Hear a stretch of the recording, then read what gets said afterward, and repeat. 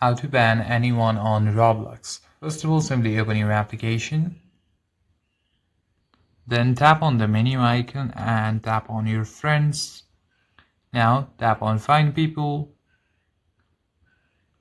Then simply select on your friends. You can also try if you have friends from my friends, but if you don't have, then go to find people.